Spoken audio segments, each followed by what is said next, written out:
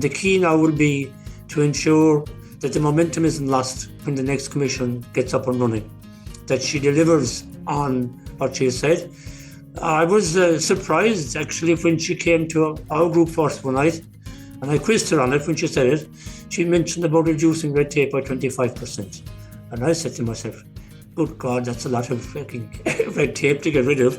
How is she going to do it? The complexity of rules which everyone has to farm by has increased substantially over the past 10 years. The EU directives drive most of these rules, but do you really know how these rules are derived and made into law? You are listening to the latest episode of the Tillage Edge with me, Michael Hennessy. We would really appreciate it if you could listen, follow, and give us a review on Apple or Spotify or wherever you get your podcast from. I'm delighted today to be joined by Sean Kelly, who is a member of the European Parliament from Ireland South, to chat about how EU legislation works and how this affects tillage farmers. Sean, farmers often view the EU with a little bit of suspicion and probably don't really understand how the major policy decisions are made. Can you sketch out how an idea becomes an idea, then gets into policy and eventually becomes law? Your point is absolutely a very good question, because this applies not just to tillage farmers, it applies to an awful lot of private citizens, businesses and so forth. Firstly, the European Parliament is not like the Dáil. It cannot initiate legislation. Legislation can only be initiated by the Commission. They often do surveys and public consultations before they come forward with a proposal. The proposal then comes to the Parliament. The Parliament says what committee should deal with this. If it's agriculture, it would be an agricultural committee. And then each of the groups would appoint what they call a rapporteur, the person who takes charge of the file. They would go through the proposals by the Commission in great detail, and then they would make amendments where they would see there were deficiencies in the proposals. They would have to be negotiated, and eventually they would come to an agreement to put it to a vote at committee level. If it's passed at committee level, then it goes to the full Parliament for a full vote. And the same happens with the member states. The member states, through the Council, have to look at it and come to a conclusion. And then when the two conclusions have been arrived, they come together, what they call a trilogue. That's the Parliament's position, the Council's position, and the Commission in the middle. They finally worked out an agreement, and then that goes back to the Parliament in one vote, basically, to accept or reject, and the same in the Council. But 99% of the time, once it reaches that stage, it becomes law, because it's rarely rejected after going through all that process. But it's a good process. It involves a lot of consultation, but it can be complicated, obviously, for those who are not close to it. Sure. And obviously, Sean, you have and your MEPs have an influence on that somewhere along the line, and I might ask you about where that is. But the other one, I suppose, farmers and maybe the general public are maybe a little bit more suspicious of is the NGOs, where they get in the middle of that kind of process and how they, I suppose, steer it for their own purposes. Everybody is entitled to make representations, and the NGOs, of course, being basically full-time and being involved in different areas, would be more au fait with what's happening than this, we'll say, a family organisation that has to cover every single angle. And they would be on to MEPs particularly, and they would be pointing out where they would see deficiencies, making recommendations for alterations and amendments. And they could have a lot of influence, particularly if they're big NGOs. And sometimes they have too much influence. And that is something actually we're looking at. And we feel that they'll have to be far more transparent, and that they have had too much power in many regards. And I think that's something that needs to be looked at, so there's a level playing field, so that all stakeholders can have an equal input and that they have the same reporting requirements. And that is something we are looking at right now. We have made some progress on it, but in the next mandate, that will be further, I think, elaborated on.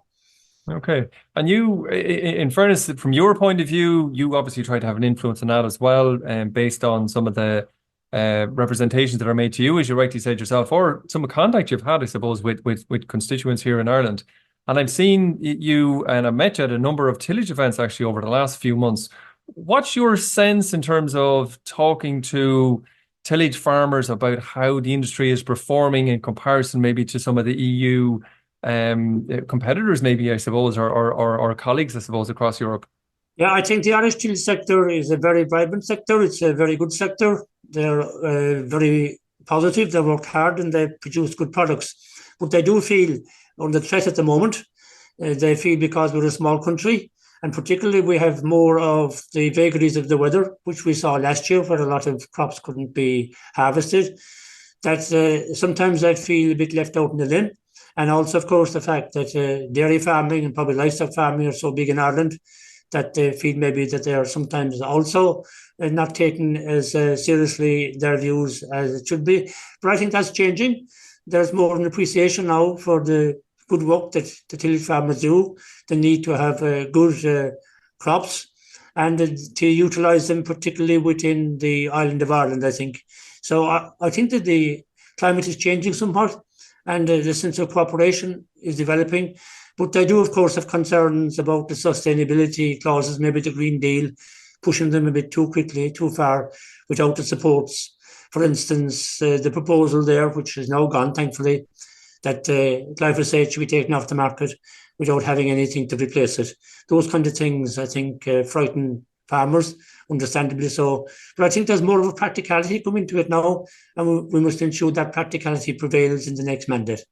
Okay, and I suppose, as you rightly say, the tillage is a relatively small crop in Ireland, but as you look across Europe, tillage is actually one of the biggest areas of production, really. How is, are tillage crops viewed, I suppose, amongst the EU legislator? I suppose from the point of view of that, it's obviously it can often be one size fits all, and it doesn't necessarily fit Ireland. If you're looking at France or Holland or Belgium or Denmark or somewhere that's 50-60% of the land area is tillage, in Ireland it's only 8%. That is true, and I see that every week when I travel from Dublin to Brussels and maybe from Frankfurt to Strasbourg. You'll see the fields there are as big as a farm in Ireland. So it's a far bigger area, right? But at the same time, they have somewhat the same concerns because they're going to have to meet their climate targets. They're concerned about sustainability. They're concerned about reduction in pesticide use. And I think that was one of the reasons why the SUD was probably withdrawn. So, and then of course, there's a big concern about the input from grain coming in from Ukraine and flooding the market.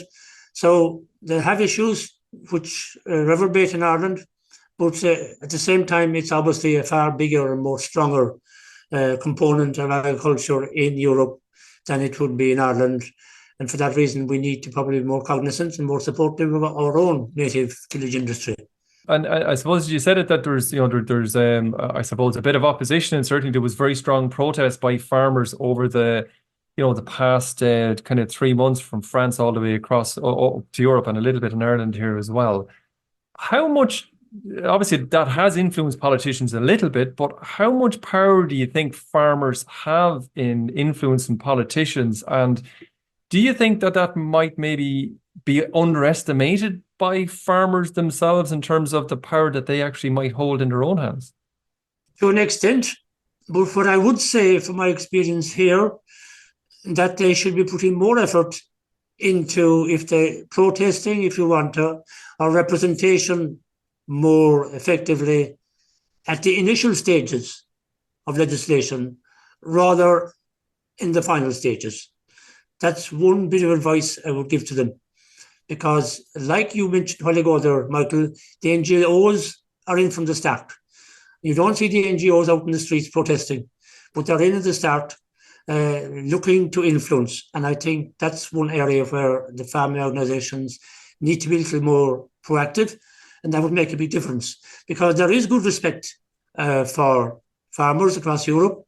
I think the protests themselves were effective in the sense that we saw that the Sustainable Use of Pesticides Directive was withdrawn shortly afterwards. But that is partly due to upcoming elections as well. So you wouldn't want to read too much into that. The timing basically was there. If that proposal was coming 2 or 3 years earlier and it couldn't come because of COVID, it might have been a different reaction. But I do think, though, that farming and tillage was taken for granted for quite a while. It's only after the war in Ukraine, when food security emerged again as an issue, that Ursula von der Leyen and the Commission began to take it more seriously. And also the competitiveness of European industry, including agriculture, came to the fore. But now that is there, and that's not going to go away for the next 5 or 10 years. So we must utilise that to get proper legislation if it's needed, but then proper supports to support the legislation if the legislation involves extra work or extra commitments from the farming sector, tillage included. Okay, and as you mentioned, Ursula von der Leyen, there is a move, I think, across in the Parliament at the moment to try and reduce the amount of red tape for farmers. Is that, and I suppose there is, and you're probably going to mention it, but there's a consultation process, coming back to your point there a second ago, to try and get in at the very start. But do you think that that's to do with an election year this year, that it's more an election kind of thing, or do you think that there's a genuine view now, or a change of view amongst politicians who are directing the legislator, that it is gone a little bit too far and they do need to pare back all of the rules and regulations that are coming at farmers? It's a bit of both. I think, firstly, elections obviously had something to do with it, because particularly my group have been very vocal in the past 12 months about standing by farmers. Ursula von der Leyen is from our group. So for the first time in her State of the Union address, she mentioned the importance of agriculture and the need to have a consultative process with them, which she has started, in fairness to her. But also, I think it's because of the fact that the farmers themselves have been affected in getting their message across, that there needs to be more support for them, and that must be taken into consideration. And the key now will be to ensure that the momentum isn't lost when the next Commission gets up and running, that she delivers on what she has said. I was surprised, actually, when she came to our group first one night, and I quizzed her on it when she said it. She mentioned about reducing red tape by 25%. And I said to myself, good God, that's a lot of fucking red tape to get rid of. How is she going to do it? So I asked her how she's going to do it. And so she did say that it was mainly to do with administration rather than maybe regulation as such. But she's committed to it. And if she is there the next time, that's the one thing we're going to put her under fierce pressure on from the very beginning: reduce red tape, particularly for the agricultural sector and farmers, by 25%. And it could be done, because you know yourself, there's an awful lot of box ticking and there's an awful lot of delays because of looking for this and looking for that, which doesn't really have any impact on the productivity of farming. So the message has to be very clear. Farmers must be left farm and not be tied up in red tape. And I suppose maybe to a pun to your old job, but it's everyone would be delighted in terms of you trying to man-mark that one, because anytime the EU have tried to simplify anything in the past, it's never really worked out that way in terms of the end result. You're absolutely right. And then you have departments, and our own department would have to take some of the blame as well. They make it worse rather than better. You mentioned the SUD or the SUR, which failed to progress, through. And it failed, I suppose, really all in all. Why do you think that it really did fail? Is it, I know you kind of mentioned a little bit around the protests and maybe there's an election year, but was there a bit more at the heart of that the power of the NGOs, or the power of probably fear-mongering in at the back of all this kind of stuff, and maybe some of the targets that were picked out of the air, that it was all seen through in the end, I suppose, maybe? Was it? I think there are two reasons. One, in some respects, it was convenient to do it as a response to the farmers' protests, because it kind of justified the farmers' protests and it calmed things down and it stopped them for the moment. But I think there's another issue here which hasn't been highlighted. If you look at the difficulty of getting the Green Deal through, and you see how, for instance, nature restoration law was on a knife edge, you see the difficulties they have with the Industrial Emissions Directive and so forth. The closer we were coming to the elections, the narrower the margin of victory was, let's put it that way. So now, if it came to the pesticide directive, even though actually, from an Irish point of view, we had already almost reached the targets, which we should be crowing about, which we aren't. Well, again, we should be doing that. But I think they said it's better now to take the chance and pull it. because there were two positives in it. Number one, they didn't risk the risk of failure. And number two, it was seen as a response to the farmers' protest. And do you think, Sean, that the new parliament will come in and it'll be resurrected again, and we'll have to go through a similar kind of thing? And if a lot of the groundwork is laid, they might get it through the next time, do you think? Or will they have to really seriously look at the science behind what they're trying to do rather than political objectives? This is the key now, the other point we need to do in the next mandate. Before any proposals are introduced to ban something, there must be an assessment done, proper assessment, how it's going to impact productivity and farmers' profitability. And there must be an alternative to ensure that production and profitability are reduced. I think if those two things are done, then they can progress along the lines they're going, because, okay, you do need, ideally, less pesticides, you have to promote more pollinators and so forth. But there was a kind of a mad rush to get it all done. And now it's time to put on the brake, do properly, bring the stakeholders with you, and ensure that it's done in a sensible, progressive manner. And I think you'll be able to get that done. And the fact that you allow for 5 years again, if it comes in early, should be enough time to ensure it. But the key here, and this is what the farmers have to do, is, okay, you want in something, is there an alternative that's less damaging to the environment? If you're saying this, what we're using at the moment is damaging. And I think that would appease a lot of the concern out there. But otherwise, just taking something off the market and having nothing to replace it, and then having weeds growing, you can't do anything about it, that's not going to work. I suppose there's other serious problems, Sean, coming up along the lines, such as there's a new variant of blight in potatoes, for instance, which is affecting and will affect a huge amount of potato crops in the country next year, which the existing chemistry that's there is not going to be effective because nature changes essentially and can get over it. And I suppose just in terms of the parallel things you're talking about there, do you think that there will be a recognition that nature is probably going to run faster than politicians, in the sense of we need more innovation and we need to try and look at some of these products that are coming to the market and try and get them through it a little bit quicker than is happening today? That's exactly it.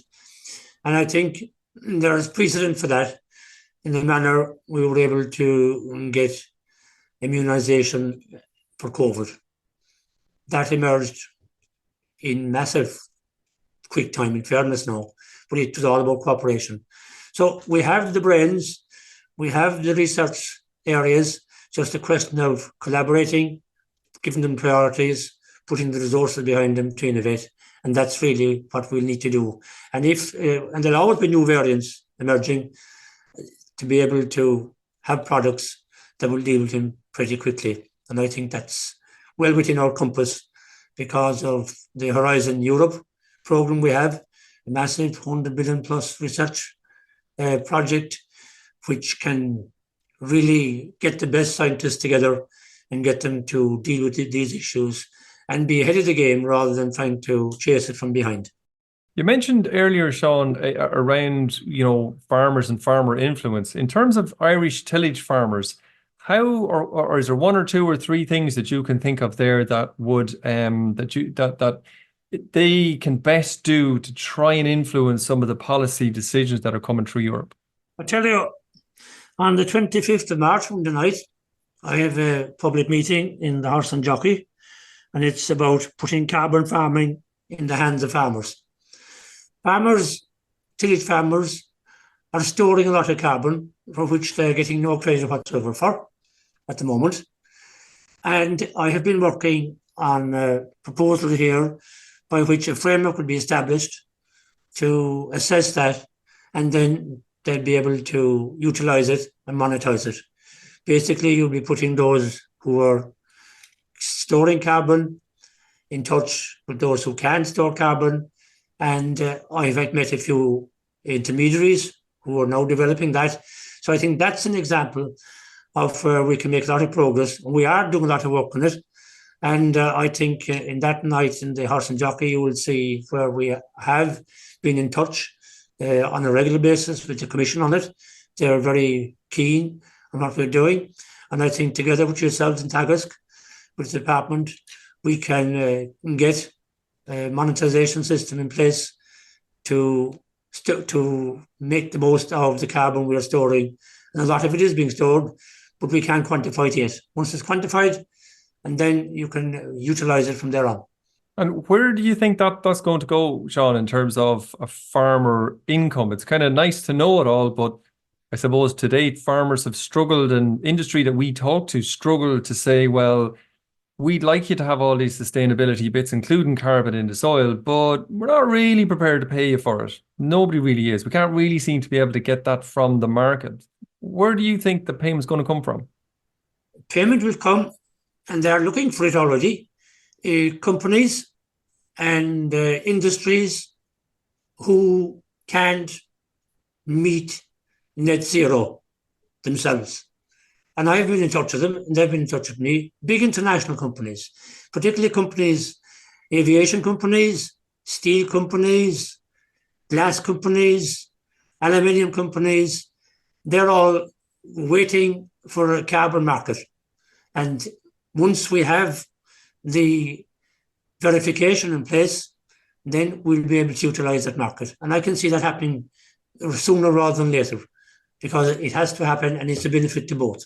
And not to get into the technicality of it too much, but it does strike me as you're talking about, those industries that you mentioned, all of which are probably outside of Ireland, the Ireland in general, and agriculture has this part to play in reducing the carbon, greenhouse gases from Ireland in general. If a farmer sells the carbon that's being captured, and that goes to a British Airways or Qantas or a big steel company in wherever, is that lost to Ireland, or how does that work? Is it a fear that we were kind of selling our assets to somebody foreign?